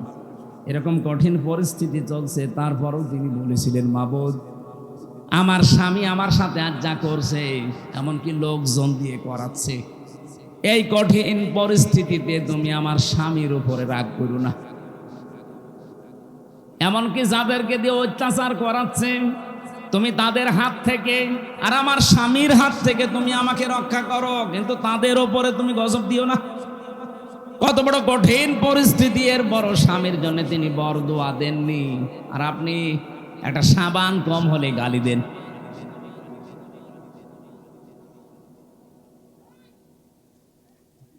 থাক, তার মানে এই এলাকায় এরকম স্বামী আছে, আমরা এখন টের পাচ্ছি না। মা বোনেরা, শুধু নামাজ পড়ে রোজা রেখে কালো বোরকা পরে আপনি জান্নাত যেতে পারবেন না। ফেরাউনের মতো স্বামী তো আপনার কপালে জোটেনি, কোন কারণে আপনি উল্টাপাল্টা খোঁটা দেন? আমি আজকে হাদিস একটা লিখেছিলাম, বিশ্ব নবী জানিয়েছেন 6 প্রকার নারীকে আল্লাহ বিনা হিসাবে বিচারও করবে না, জাহান্নামে দিয়ে দেবে। এটা তিরমিজি শরীফের হাদিস। 1 নম্বরে, যে মেয়েরা মাথার চুল খোলা রেখে বাড়ির বাইরে যায়, এরকম মহিলা দেশে নেই। দিন আরো বাড়তেছে, দিন যত যাচ্ছে এরকম মহিলা বাড়তেছে। এদের আদর্শ নাকি এই ফারুকের স্ত্রী তিশা। ফারুকের স্ত্রী তিশা চেনেন না? এর চুল কোনো সময় ঢাকা থাকে। এদেরকে নাকি আদর্শ বানিয়েছে এই মেয়েরা। 2 নম্বরে নবীজি বলেন, যারা স্বামীকে অসম্মান করে, সম্মান দিতে চায় না। একটা স্বামীর যে মর্যাদা কত বেশি স্ত্রীর কাছে, নবীজি জানিয়েছেন, কোন স্বামী যদি স্ত্রীর কাছ থেকে সম্মান না পায়, আর স্ত্রী যদি জানতো যে আমার স্বামীর মর্যাদা কতটুকু, এটা হাদিস। বিশ্বনবী জানিয়েছেন, পৃথিবীতে আল্লাহ বাদে সেজদা জায়েজ নেই, কিন্তু এটা যদি জায়েজ থাকতো তাহলে আমি মেয়েদের কানের কাছে মুখ নিয়ে বলতাম, আর যাই করো স্বামীকে সেজদা করো। যেহেতু সেজদা জায়েজ নেই, এই জন্য বলি নাই। কত বড় কথা, স্বামীকে সেজদা পর্যন্ত দেওয়ার কথা বলছিলেন নবীজি, যেহেতু জায়েজ নেই এই জন্য বলেন নাই। আর রিজালু কাওয়ামুনা আলান নিসা, পুরুষেরা হবে অভিভাবক, গাইডলাইন দাতা, মেয়েরা থাকবে তাদের আজ্ঞাবহ। কিন্তু আজ আমরা দেখতে পাচ্ছি, আমরা পুরুষ মানুষ যারা, আমরা এখন যোগাইলে আর বউগুলো রাজমিস্ত্রি, ওরা এখন উপরে চলতেছে। 3 নম্বরে, বেশি স্বামীকে বাদ দিয়ে যারা দেবরের সাথে হাসি তামাশা করে, এই এলাকায় সব সাবধান, জাহান্নামী হওয়ার জন্য এটাই যথেষ্ট। স্বামী বাদ দিয়ে যারা দেবরের সাথে হাসি তামাশা করেন, নবীজি বলেন, সাহাবী প্রশ্ন করলেন, হে রাসূল, দেবর সম্পর্কে আপনি কি বলেন? নবীজি বললেন, এর একটা মৃত্যু সমান, দেবরকে মরণের মতো ভয় করা লাগবে। আর বলেন, না এটা আমার ছোট ভাই, কয়েকদিন পরে দেখছে আল্লাহর রাস্তায় ওর সাথে চলে গেছে। এখানে যে পর্দা করা ফরজ, অনেকে মানতেও চায় না, বিশ্বাসও অনেকের আয় না। ও মনে হচ্ছে কত সহজে চলতেছে, অথচ কবিরা গুনাহ হচ্ছে। 4 নম্বরে, বেশি অপবিত্র থেকে পবিত্র হওয়ার খবর রাখে না। 3 দিন, 5 দিন, 7 দিন, 10 দিন না, ওর যে 15 দিন চলে যাচ্ছে ওর খবরই নেই। সম্মানিত মেয়েরা, পুরুষ মানুষ না বুঝলেও আপনি বুঝেছেন, অপবিত্র শরীর থেকে পবিত্র হওয়ার জন্য যখনই হবেন খুব তাড়াতাড়ি চেষ্টা চালাবেন। এরপরে বেশি যারা মিথ্যা কথা বলে আর গীবত করে আর কসম দেয়, এই 3টা সবচাইতে বেশি। এই যে মিথ্যা কথা বলা, গীবত করা আর কসম দেওয়া, এর কথা ওর কাছে তালাতালি করে লাগিয়ে দেওয়া, এটা মেয়েদের ভেতরে দেশে নেই। আরো জোরে বলেন। সম্মানিত মা বোনেরা, কারো ভেতরে যদি এই দোষটা থাকে, সে যেন এই মুহূর্তে তাওবা করে ফিরে আসে। এই যে তালাতালি করা, এর কথা ওর কাছে লাগানো, ওর কথা ওর কাছে লাগিয়ে মানুষের সম্পর্কে ফাটল ধরায়, নষ্ট করে দেয়। এটা যদি এলাকায় চালু থাকে, তাহলে এই এলাকার মানুষের দোয়া কবুল করা আল্লাহ বন্ধ করে দেবে। সে যত বড় হুজুর দিয়ে দোয়া করান। মুসা নবীর জামানায় একবার বৃষ্টি বন্ধ ছিল, চাটিয়াল ময়দানে উম্মতদেরকে নিয়ে তিনি নামাজ আদায় করে দোয়া করলেন, রব্বুল আলামিন বৃষ্টি তো বন্ধ করে দিয়েছো, বৃষ্টি বন্ধ করে দিলে দুনিয়ার কোনো ক্ষমতা নেই বৃষ্টি নাজিল করা, আছে না? قل أرأيتم إن أصبح ماؤكم غورا فمن يأتيكم بماء معين। আল্লাহ পাক বলেন, নবী ওদেরকে বলেন তো, পানির লেয়ার যদি আমি কমিয়ে দেই, নিচে নামিয়ে দেই, ওদের কোন বাবা আছে পানির লেয়ার উপরে তুলে দেবে? কেউ পারবে না। বৃষ্টি দেওয়ার মালিক আমি আল্লাযী জাআলা লাকুমুল আরদা ফিরাশাও ওয়া আনজালা মিনাস সামাই মাআ। জমিনকে যিনি বানিয়েছেন বিছানার মতো, আর আকাশ থেকে যিনি পানি নাজিল করেন, এ দায়িত্ব কার?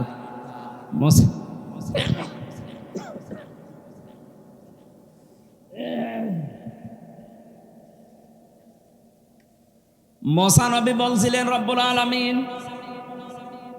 আকাশের পানি যেহেতু বন্ধ হয়ে গেছে, আমার তো কষ্ট হচ্ছে, কিন্তু এইগুলো তো আমার উম্মত, কিন্তু তোমার তো বান্দা, তোমার বান্দার জন্য তোমার মায়া লাগে না? আল্লাহ বলেন, মায়া লাগে, তাহলে বৃষ্টি দাও না। না, এ কথা শোনা যাবে না। মায়া লাগে কিন্তু আমি বৃষ্টি দেব না। হযরতে মুসা নাছড় বান্দা ছিলেন, কারণ আল্লাহ তার সাথে কথা বলতেন কালিমুল্লাহ। আল্লাহ মাঝে মাঝেই বলতেন, মুসা আমি তোমাকে আমার নিজের জন্য বানিয়েছি। তুমি যখন বারবার নাছড় বান্দা বলো না বৃষ্টি দেওয়া লাগবে, আমি কিন্তু বিরক্ত হয়ে গেছি, কেন বৃষ্টি দেব? আমি দেব না। মুসা নবী বলে, আল্লাহ এগুলো আমার উম্মত, আমার মায়া লাগছে, কতদিন হয়ে গেল, তাড়াতাড়ি বৃষ্টি দাও। আল্লাহ পাক বলেন, হ্যাঁ আমি বৃষ্টি দিতে পারি, কিন্তু তুমি যাদেরকে নিয়ে দোয়া করছো, এর ভেতর একজন নামিমা, তালাতালি করা মহিলা আছে। এই মহিলা যতক্ষণ বের হয়ে না যাবে, তুমি মুসা নবী হওয়ার পরও তোমাদের দোয়া আমি ফেরত দিয়ে দেব, কবুল করব না। হযরতে মুসা এমনি রাগান্বিত নবী ছিলেন, রাগ হলে তার টুপি দিয়ে চুল খাড়া হয়ে বেরিয়ে যেত। ডাক দিয়ে বলে, মাবুদ তুমি শুধু ওই মহিলার নাম বলো, দেখো কি করি। না, আমি নিজেই মানুষের নাম ধরতে নিষেধ করি, আর এখন আমি নিজে নাম ধরবা, তুমি অপমান করবা তারে। হযরত মুসা বলে, আল্লাহ আমি তো আর জানি না মানুষের মনের খবর, আমি কি করে জানবো বলেন? আল্লাহ পাক একটা বুদ্ধি দিলেন, কাজ করো, চাটিয়াল ময়দানে গিয়ে উম্মতদেরকে তওবা করাও, ওরা যদি খাস নিয়তে তওবা করতে পারে, আমি আল্লাহ ওদেরকে মাফ করে বৃষ্টি দিতে পারি। মুসা নবী এসে ডাক দিলেন, আমার উম্মতেরা, এখানে একজন মহিলা আছে তালাতালি করা, মানুষের কথা লাগিয়ে বেড়ায়, কিন্তু কে আছে এটা আমি জানি না, তবে আছে। সে যতক্ষণ এখানে থাকবে কারো দোয়া কবুল হবে না, দয়া করে সে যেন বেরিয়ে যায়। অথবা আমি এখন তাওবা করছি, আমার সাথে সবাই যেন মিলে তাওবা করে। তিনি তাওবা পড়ালেন। তাওবা মানে আমাদের মতো যে আস্তাগফিরুল্লাহ রাব্বি মিন কুল্লি যামবিন না, আমরা তো একটা বাক্য পেয়েছি, চামড়ার মুখ পেয়েছি, অহরহ বলতে থাকছি, কিন্তু তাওবা আর ইস্তেগফার এক জিনিস না। আপনি ইস্তেগফার পড়েন সবসময়, আস্তাগফিরুল্লাহ আস্তাগফিরুল্লাহ আস্তাগফিরুল্লাহ পড়তে থাকেন, আপনার জীবনের গুনাহগুলো মাফ হবে। ওইটা যেটা আল্লাহর সাথে সম্পর্কিত। কথা বুঝতেছেন না? আপনি বলছেন তাওবার ইস্তেগফার এক জিনিস না, দুইটার অক্ষরও এক না। তাওবার ভেতরে যেই কয়টা অক্ষর আছে, ইস্তেগফারের ভেতরে ওই অক্ষরগুলো নেই। কথা বোঝেন তো? তাহলে আমরা সব সময় যদি ইস্তেগফার করি, যেমন আস্তাগফিরুল্লাহ, এটা করলে গুনাহ মাফ হবে। কোন গুনাহ? এটা ক্লাস চলছে, কোন গুনাহ মাফ হবে? আল্লাহর সাথে যেগুলো সম্পর্কিত। আপনি নামাজ পড়েননি, হয়তো আল্লাহ মাফ করে দিলে দিতে পারে, না শাস্তি দিলেও দিতে পারে। রোজা রাখেননি, এটা আল্লাহর সাথে সম্পর্কিত। হজ ফরজ ছিল, হজ করেননি, এটা আল্লাহর সাথে সম্পর্কিত। কিন্তু বান্দার সাথে যেটা সম্পর্কিত, ওইটা আপনার আস্তাগফিরুল্লাহ মাফ হবে না। কথা বলেন এখন, ওটা যদি তাওবা করেন মাফ হবে, কিন্তু তাওবার নিয়ম হচ্ছে অপরাধ যার কাছে, স্বীকার করবেন তার কাছে। এই 15.5 বছরে আপনি যার যার ক্ষতি করেছেন, কাউকে মিথ্যা মামলা দিয়ে, মিথ্যা সাক্ষী দিয়ে জীবনটা নষ্ট করে দিয়েছেন। কথা বলেন। এই যে আমার এই 3 বছর নষ্ট করে দিলেন, আমার বাবার প্রায় 30 থেকে 32 লাখ টাকা আপনি নিয়েছেন এই 3 বছরে। কত মানুষকে গুম করেছেন, খুন করেছেন, আয়না ঘরে রেখেছেন।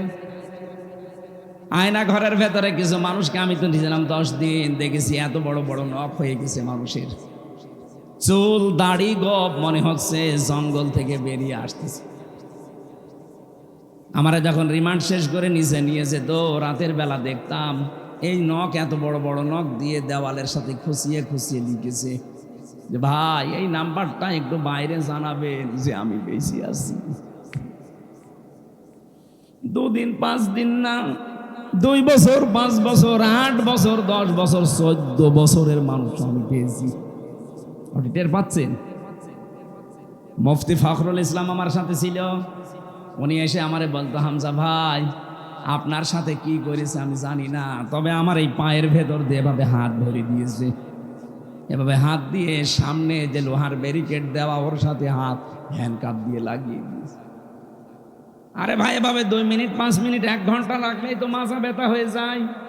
বছরের পর বছর মাত্র 1.5 থেকে 2 মিনিট সময় দিত টয়লেট করার জন্য। সকালে কয়েকটা পচা ছোলা দিয়ে যেত, দুপুরে 1 বাটি খাবার দিয়েছে, মনে হচ্ছে কেউ মাখিয়ে রেখে গেছে, পারলে খান না পারলে ফেলে দেন। এভাবে 8 বছর 10 বছর 14 বছর আমি পেয়েছিলাম মানুষকে। যখনই ওই দেওয়ালের ওইটা পড়তাম যে ভাই যদি বাইরে যেতে পারেন এই নাম্বারটা একটু জানাবেন যে আমি বেশি আছি। আপনি এই কাজ করলেন আর এখন বলছেন আস্তাগফিরুল্লাহ। আপনি কি আল্লাহর কাছে দোষ করেছেন? দোষ করেছেন হামজার কাছে। এই কথা বলেন না কেন? এই জন্য তাওবা যদি কেউ করতে চান, মুসা নবী তাওবা পড়াচ্ছে, আর আমরা বিভিন্ন দরবারে গেলে আজকে তাওবা পড়ি আস্তাগফিরুল্লাহ। আরে ভাই আস্তাগফিরুল্লাহ পড়তে কোন কারণ? আপনি পড়িছেন আল্লাহর কাছে, দোষ করলে পড়েন। আপনি তো দোষ করেছেন 15.5 বছরে বান্দার কাছে। আপনার কারণে এই মানুষগুলো, হাজারো মানুষ ব্যবসা করতে পারে না, গাছতলায় বাসতলায় ধানের খেতে সময় কাটিয়ে যায়। কথা বলেন না কেন? আর আপনি এখন আস্তাগফিরুল্লাহ পড়বেন। তার ছেলেটা গম করে রেখেছেন, তার মেয়েটাকে আপনি ঠিক মতো পড়াশোনা করতে দেননি, আর পড়াশোনা যাই করুক জায়গা মতো উঠতে দেননি, বৈষম্যের শিকার বানিয়ে রেখেছেন, এমনকি জেলখানায় পর্যন্ত অত্যাচার করেছেন। আপনি আলেমদেরকে আপনি এত কষ্ট দিয়েছেন জেলখানার ভেতরে, আমি নিজে তো সাক্ষী। সরকারি মোবাইল সবাই 7 দিন পর 1 দিন পায়, অথচ আলেমদেরকে দেওয়া হতো না। এমনকি যোগাযোগ বিচ্ছিন্ন করে 24 ঘন্টা ফাঁসির ওই কন্ডেম ছেলে তালাবদ্ধ করে রাখে। কারোর সাথে দেখা সাক্ষাৎ নেই, বাড়ির কি অবস্থা কেউ জানবে না। কেন আপনি এমন করলেন? আমি কি করেছিলাম? কয়েকদিন আগে আমার মামলা সব খারিজ হয়ে গেছে, আদালত কর্তৃক প্রমাণিত যে আমি নির্দোষ, আমার কোনো দোষ নেই। তাহলে নির্দোষ মানুষকে আপনি এই কষ্ট দিলেন। আমি চাই যদি আপনি মাপ পেতে চান, শুধু আস্তাগফিরুল্লাহ জীবনও হবে না, আগে আমার ক্ষতিপূরণ দেন, আমার 30-32 লাখ টাকা ফেরত দেন, 3 বছর আমার মতো জেলখানায় থাকেন যোগাযোগ বিচ্ছিন্ন হয়ে। আর পাহারাদার পাঠাতেন, একটা মুসলমান পাঠাতে পারেন না, পাঠাতেন সব মালায়ন, দেবদোলাল, সুব্রত বালা, আশিক কুমার, কি নাম দেখেছে? ওর কাছে কি আলেম সালেম আছে? যা করেছেন জীবনও আস্তাগফিরুল্লাহ মাফ হবে না। 15.5 বছরে যার কাছে যে অপরাধ করেছেন, আগে তার কাছে যে ক্ষমা চাবে এবং তার ক্ষতিপূরণ দেওয়া লাগবে আপনাকে। এলাকায় যত জালেম ছিল, যে জালেমগুলো পালিয়েছে তো পালিয়েছে, যদি আসে কোনোদিন তালিকা করে রাখবেন, মোড়ে মোড়ে টাঙিয়ে দেবেন, কোন জালেম যেন কিয়ামতের আগে দেশে আসতে না পারে।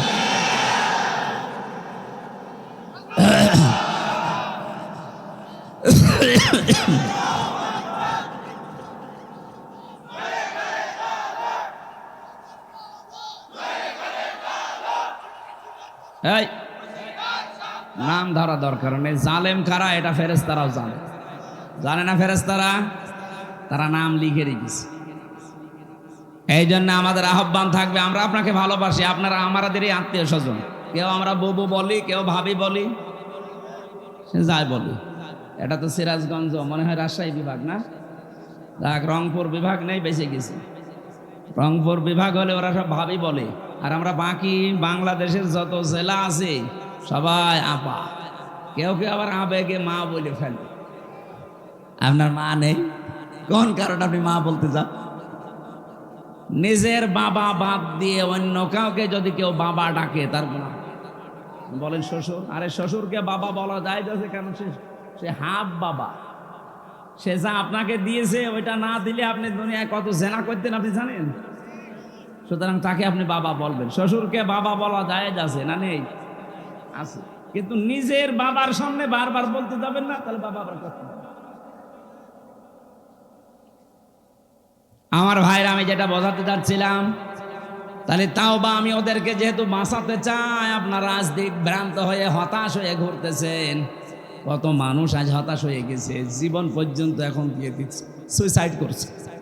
মাত্র 3 মাসে অনেককে দেখলাম, অনেক জালেম এবং জালেমদের দোসররা হতাশা, নিরাশা, অস্থির হয়ে জীবনের উপরে শেষে আর ভরসা রাখতে পারছে না, সুইসাইড করছে।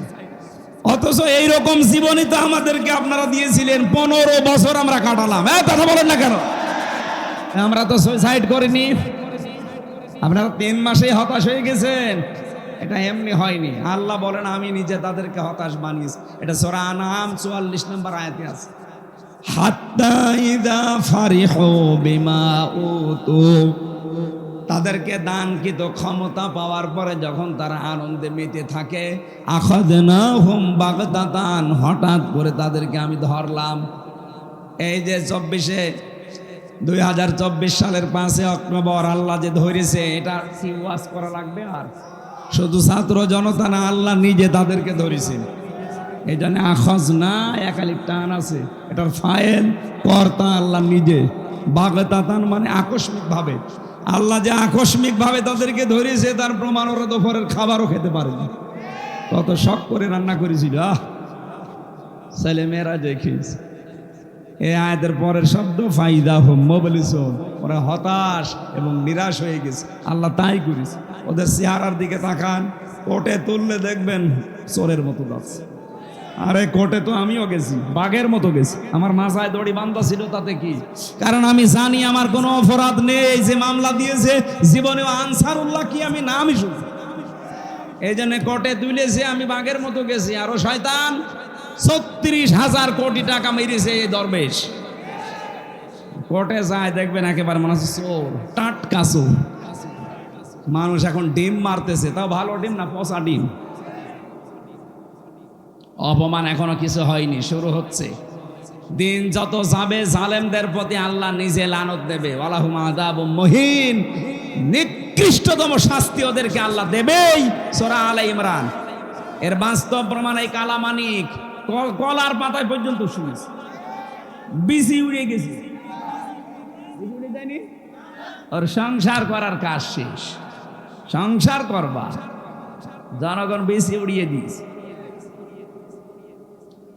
এই জন্য জালেমদের অধপতন শুরু হয়েছে। এখনো যারা আশায় আছেন বুক বেঁধে না, আপা আসতেছে। কিসের আপা?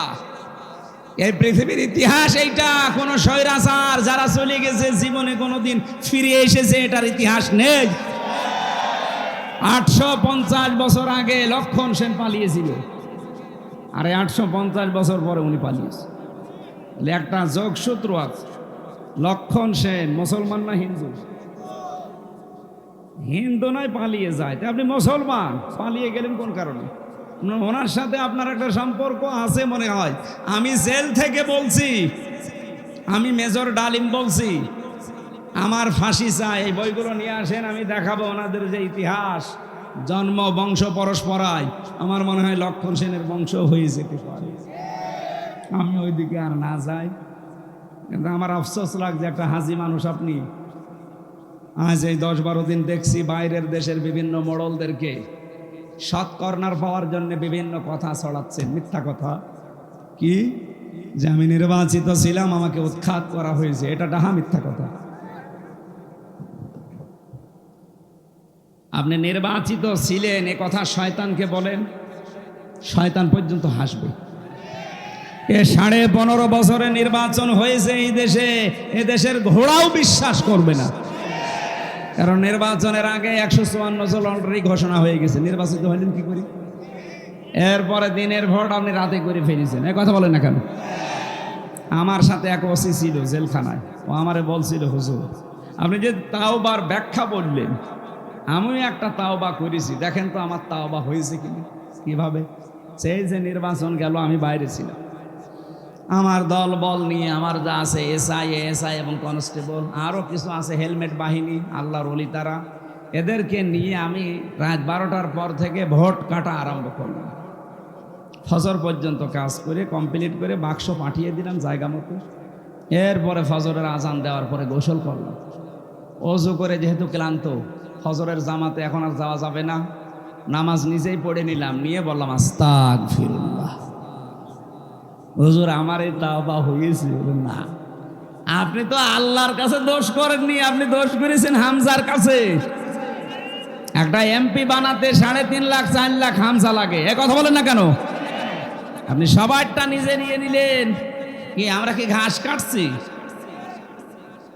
তাহলে কি তওবা করবো কি করে? হ্যাঁ, তওবার একটা পদ্ধতি আছে। যার যার ভোট আপনি নষ্ট করেছেন, কেটে নিয়েছেন, আগে তার কাছে যে মাপ চাবেন। এই 3.5 লাখ 4 লাখ মানুষের কাছে। কথা বলেন না কেন?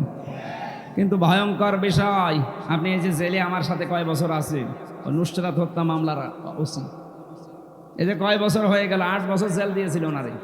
কয় বছর পরে শুনলাম বেরিয়ে গেছে, এই স্বাধীনতার আগে বের হয়েছে।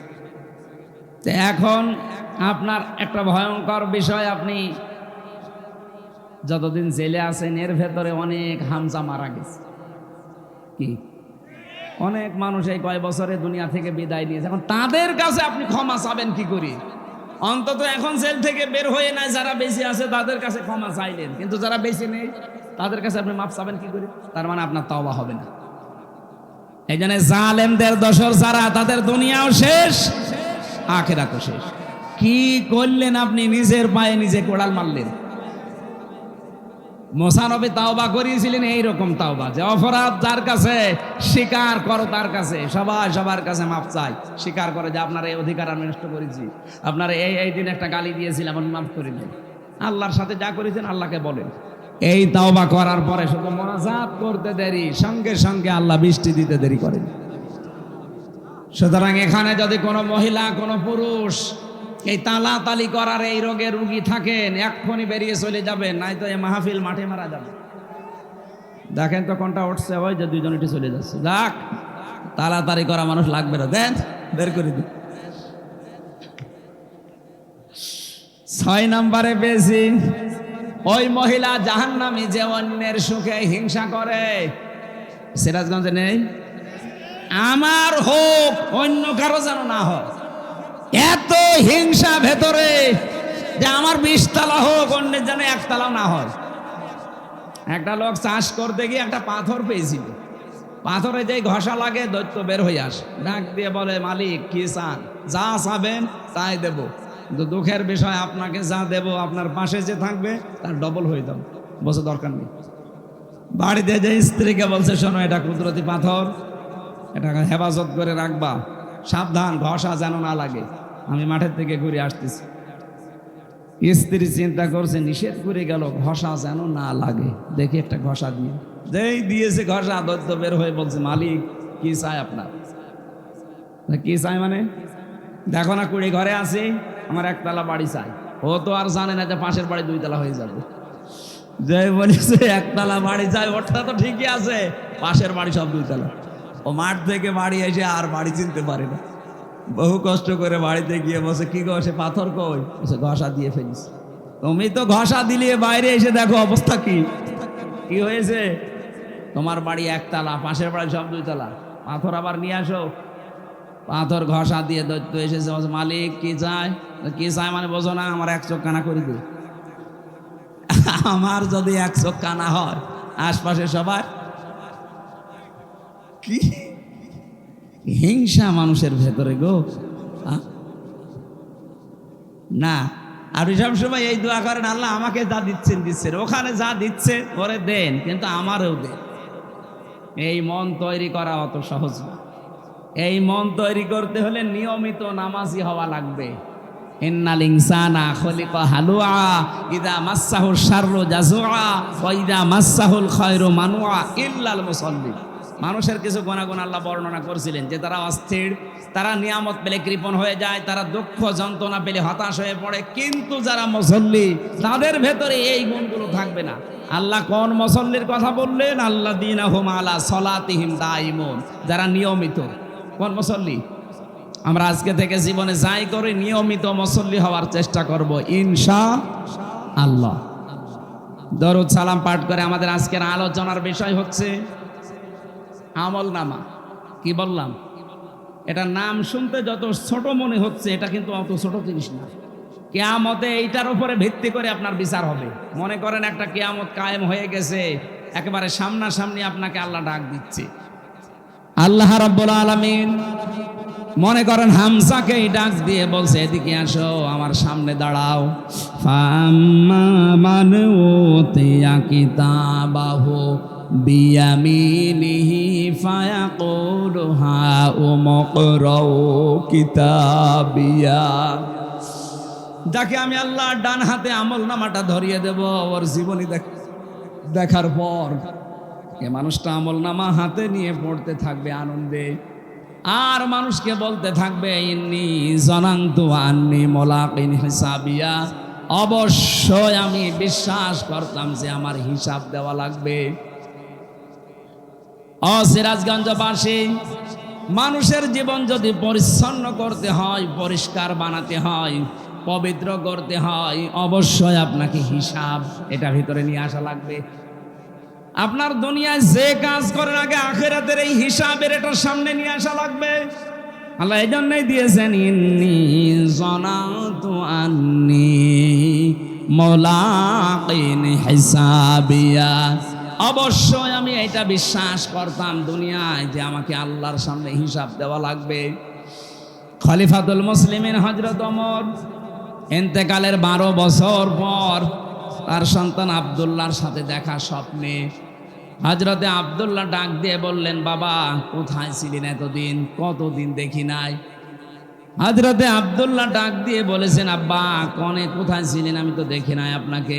হযরত ওমর বলেছিলেন, সন্তান 12টা বছর আমি দুনিয়ার জীবন ছেড়ে দিয়েছি, আমি আল্লাহর সামনে দাঁড়িয়ে আমার জীবনের কৃতকর্মের হিসাব দিচ্ছিলাম। শেষ পর্যন্ত আল্লাহ আমার দিকে তাকিয়ে আমাকে মাফ করে দিয়েছে। এই আয়াতের তাফসীর পড়তে গিয়ে পেয়েছি, আল্লাহ পাক যদি কিয়ামতে কাউকে ইচ্ছা করে যে তাকে মাফ করে দেবে, মনে করেন আমাকে, সেলিম রেজা ভাইকে, এই মানুষগুলো শাহিন ভাইকে যদি আল্লাহ মনে করে আমি মাফ করে দেব, একটা কুদরতের চাদর দিয়ে ঘিরে নেবে। আগেই লক্ষ কোটি কোটি মানুষের সামনে থেকে তার হাতটা ধরে নিয়ে এসে চাদর দিয়ে ঘিরে ফেলবে।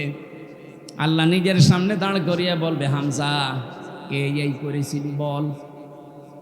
মানুষ মাথা নিচু করে বলবে, রব্বুল আলামিন আমার ভুল হয়ে গেছে।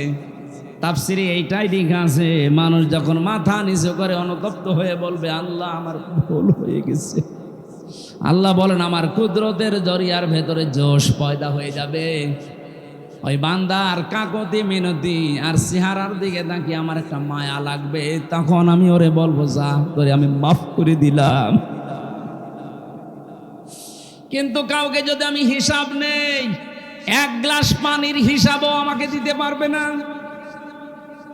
এই জন্য আজকে সবাই এই দোয়া করে যাবেন, যেহেতু আমলনামা হিসাব এই বিষয়টা আজকে সামনে আসবে, এখন এই মনে মনে এই মাহফিলে দোয়া করেন, রব্বুল আলামিন কিয়ামতে তুমি আমার জীবনের হিসাব অন্তত নিও না, বিনা হিসাবে তুমি মাফ করে দিও।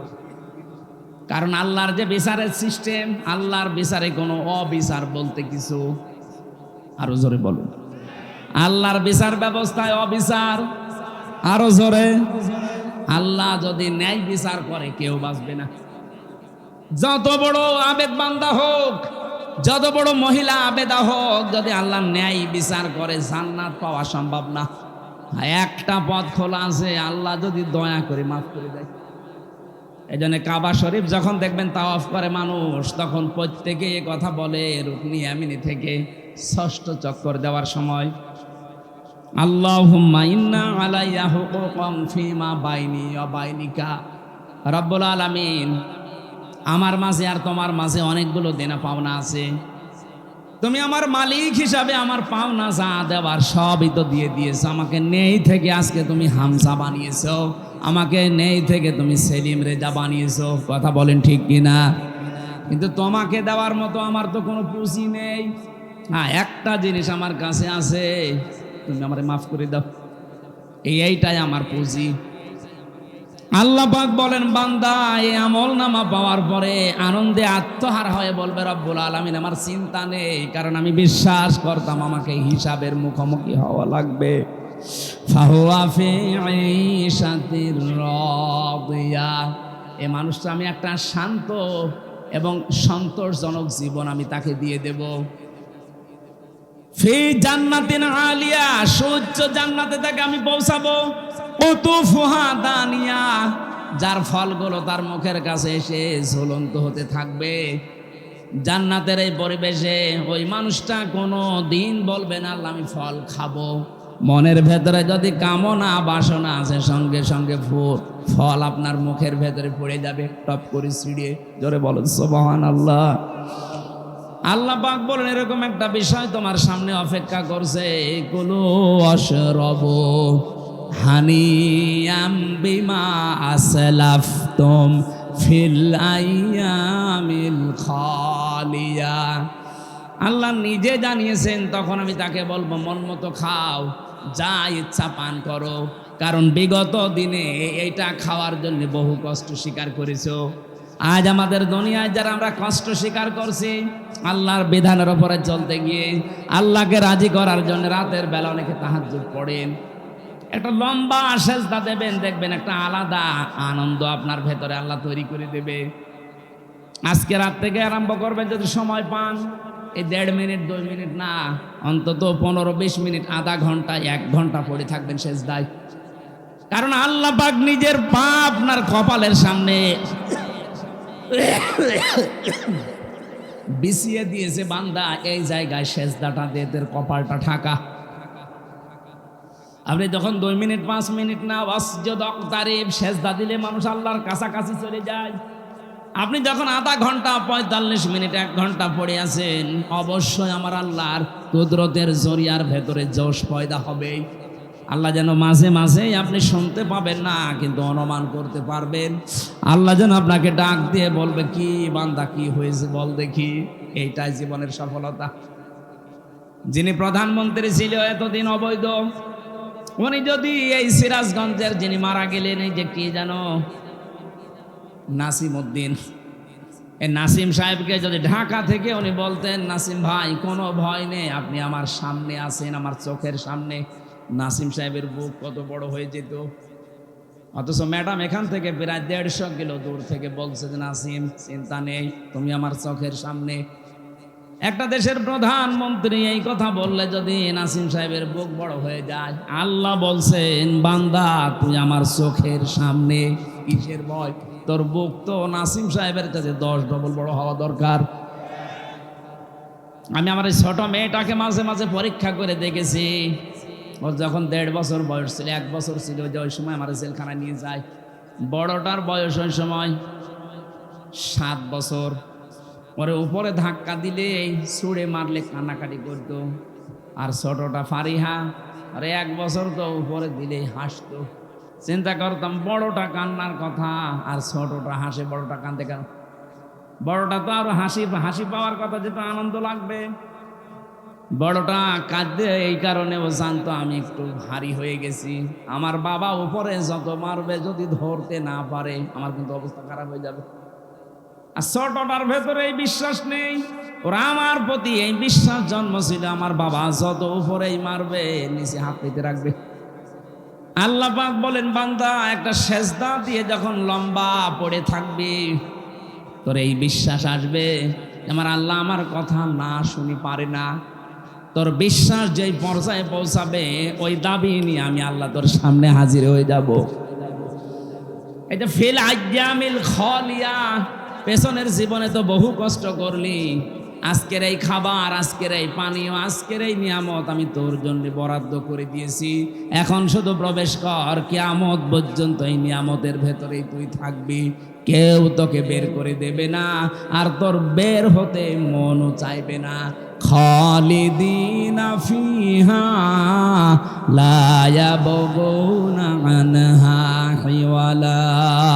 বলেন আল্লাহু আকবার। আল্লাহ আমাদের ডান হাতে আমল নামা দিয়ে এরকম নিয়ামত রাশির ভেতরে যেন নিক্ষেপ করে আবাদান আবাদান, যেটা শুরু হবে আর শেষ হবে না, এরকম জায়গায় যেন যাওয়ার তৌফিক দেন। এর পরবর্তীতে আল্লাহ জানিয়েছেন ওয়া আম্মা মান উতিয়া কিতাবাহু বিশিমালি, যাকে আমি আল্লাহ বাম হাতে আমল নামা দেব, এইভাবেই না, এই বাম হাতটা বুকের ভেতর দিয়ে দিয়ে পেছন দিয়ে বের করা হবে। তাফসিরে কাবিরের ভেতরে আছে বুক ফেড়ে এর ভেতরে হাত ঢুকিয়ে পেছন দিয়ে বের করবে। শুনতে যত সহজ মনে হচ্ছে, এদিকে আসেন একটু আপনাকে দেখাই কেমন লাগে দেখেন। আল্লাহ পাক বলেন আমি এটা করবো, তোর বুক চিরে এর ভেতর দিয়ে হাত দেব, পেছন দিকে ফেরেশতারা 2-3 জন হাত টেনে বের করে বলবে আমলনামা দিয়ে দে। বিশাল এক জীবনের খাতা আপনার হাতের ওপরে দিয়ে এবার বলবে বুকের ভেতর দিয়ে বের কর। মাঝখান পর্যন্ত এসে বেরও হবে না, পেছনেও যাবে না। বলেন তো এরকম অবস্থা আমাদের জীবনে নেই? যদি একবার এরকম হয়ে যায় আমলনামা খারাপ হওয়ার কারণে, কি হবে আপনার এই দুনিয়ার 500 বছরের হায়াত? আল্লাহ আমাকে যে স্মরণ করাচ্ছেন, এখনো স্মরণ কর, এটা হবে তোর সামনে। এরপরে দিয়েছেন ফায়াকুলু ইয়া লাইতানি লাম উতা কিতাবিয়া। লোকটা বুকের ভেতরে যখন আমলনামাটা বেজে যাবে, খাতাটা বলবে আল্লাহ তুমি যদি এটা না দিতে, এটা যদি আমি না দিতে আমাকে, তাহলে তো ভালো হতো। আলামাদিরি মা হিসাবিয়া, আজকে যদি আমার হিসাবই না হতো আমার জন্য সবচাইতে ভালো হতো। ইয়া লাইতাহা কানাতিল কাযিয়া মা গুনা আন্নি মালিয়া হালাকা আন্নি সুলতানিয়া।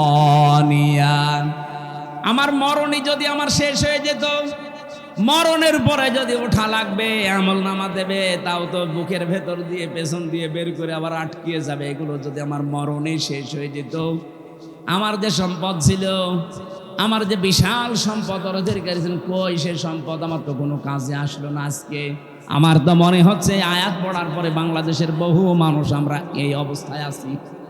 এটা বলবো আমরা, হালাকা আন্নি সুলতানিয়া, আমার ক্ষমতা আজকে আমার হাত ছাড়া হয়ে গেছে। আল্লাহ এত রাগান্বিত হয়ে যাবেন, আয়াতটা পড়লে আমার কেমন ভয় লাগে। খুযুহু ফাগুল্লুহু সুম্মাল জাহিমা সাল্লু। আল্লাহ ডাক দিয়ে বলবেন ফেরেশতারা ধর, এনা ফরমানকে ধর, জাহান্নামের ভেতরে নিয়ে যা, ধরা। নিয়ে যাওয়ার আগে ইয়া লাইতা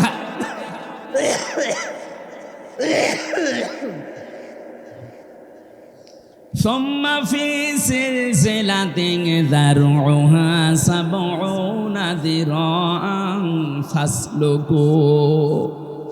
70 গজ শিকল দিয়ে রে উপর থেকে শেষ পর্যন্ত বাঁধ, মাথা থেকে মা পর্যন্ত পুরাটা বেঁধে ফেল, এবার ধাক্কা দিতে দিতে নিয়ে যা। বলেন তো আগেরটা যেটা বললাম ওটা যদি কপালে না থাকে, পরেরটা যদি কারো ভাগ্যে এসে যায়, ওই 1000 বছর হায়াত পেয়ে কি করবে? এত বড় অপমান কেন করবে? 70 গজ লাগে শিকল, 1.5 হাত হলে তো হয়ে যায়।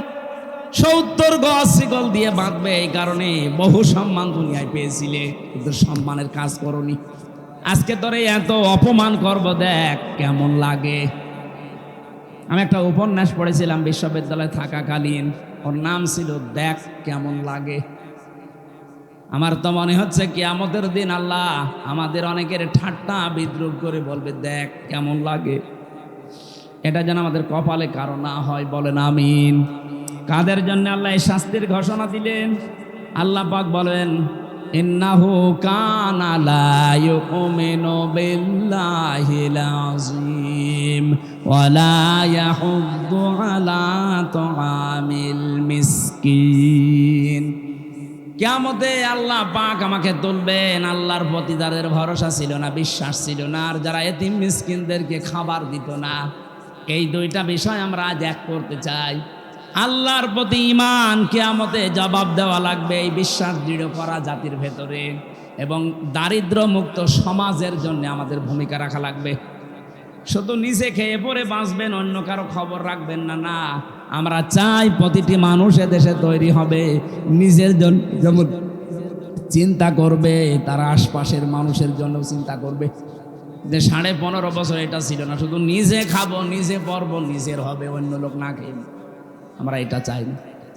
যারা দারিদ্র মুক্ত সমাজের জন্য কাজ করে না, তাদেরকে এই শাস্তিগুলো আল্লাহ ঘোষণা দিয়েছেন। আল্লাহ আমাদের হেফাজত করুন, আমিন।